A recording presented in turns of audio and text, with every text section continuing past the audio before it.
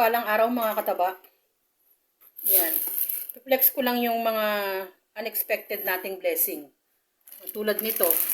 Bumili kasi ako ng tinapay. Yung binibili kong tinapay, mga discounted products to eh. Yan. Bumili ako ng ating Mongo bread at saka raisin bread. Yung dalawa lang na yan ang binili ko. Tapos, meron akong nakasabay na dati ko tong kasama sa trabaho. Binigyan din tayo ng isang set na ganito. Meron na siyang tinapay na ganito. At tapos meron siyang egg pie. Meron din siyang mamon. Yan yung kasama niyan lahat. Diba? Meron ng pang merienda yung mga bata. Pwede rin itong pang breakfast. Yan yung ipinagpapasalamat ko na kahit saan nila ako makita, hindi ko naman ina-expect or what or naghihintay ng kung ano man, pero ang dami talaga mga unexpected na blessing. Tulad nito, yan, blessing din to, binigay to sa amin. Ano to eh, pinapakain dapat ako dito eh. Kaso instead na ikain namin, ibinili ko muna nito, pero kumain naman na kami. No? Ito ang kasama niyan mga kataba. Itong bigas at saka ito. Yan. Blessing yan. Isang tao lang ang nagbigay niyan. Pero pa yung kinain namin. Kasi sa mga susunod na araw, dahil mag-uumpisa na rin magbakasyon yung mga anak ko. Yan. Sasamantalahin ko naman to para magtinda ng kung ano-ano. No, malaking bagay kasi to lalo na meron tayong mga nag-aaral. Lalo na tong katabi ko. Ayan. In demand yung waffle ngayon. Wait ko lang yung aming waffle maker. Meron kasi kami yung ano para sa pancake eh. Pero kasi mas maganda na yung merong standard size. Yan, bumili ako ng mga yan.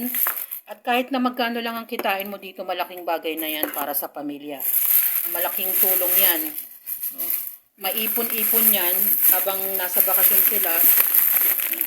Sinasamantala ko yung mga bata. Huwag na nating isama yung chichirya. Ito yung gagawin natin na bumili ako ng mga ganito. Tatlo to eh. Madali na kasi itong timplahin. Hindi mo na kailangan magtimpla ng kung ano-ano. Bumili ako ng pang waffle.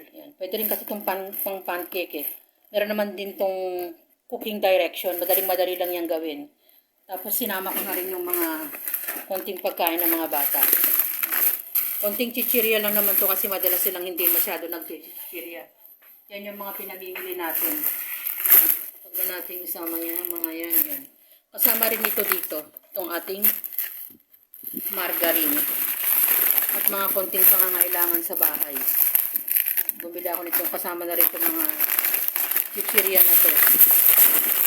Sabi ko naman, hindi sila madalas nag-chichirya. At konting mga dilata. Tapos, ito yung gagawin. Ito naman, titimplahin ko tong, hindi ko napapakita yung brand. Yung, para sa syrup niya. Kayo nang, kung gusto nyo magganito ng waffle, kayo nang bahalang mag-costing. Kasi magkakaiba tayo ng presyo sa pinagbibilhan natin. Kasi dito sa grocery na to, mura lang to eh. Kaya, sabi ko nga, kayo na yung magko-costing. Kumita man tayo ng hindi masyadong malaki pag nag-accumulate yan at sa araw-araw. Malaking bagay na yan. Ito naman na yung mga dagdag na pangangailangan sa bahay. Kasama na yung ating dilata. So, yan yung ating mga pinamili ngayon. Tapos, yung mini-mention ko, magtitinda tayo ng konti sa mga susunod na araw. Yan, kasama na tong pang syrup. Titimplahin ko yung syrup. Ito ang mga lalagyan yan. Ito naman para sa pang waffle. At maraming salamat sa blessing na naman na dumating. Tulad nitong mga to. Libre to. At libre din tong bigas. At salamat din sa pinang-merienda namin. Nitong anak ko. Yeah, super thankful si Mama Taba sa mga pang-araw-araw na dumarating sa mga unexpected na blessing. Hindi man kami madalas nagkikita ng mga friends ko na mga dati kong kasama. Pero, yung pag-alala laging nandun. Yan mga kataba. Muli, maraming salamat sa mga biyayang aming natanggap at magtinda na rin kayo. habang bakasyon. Ingat kayong lahat at salamat sa panonood.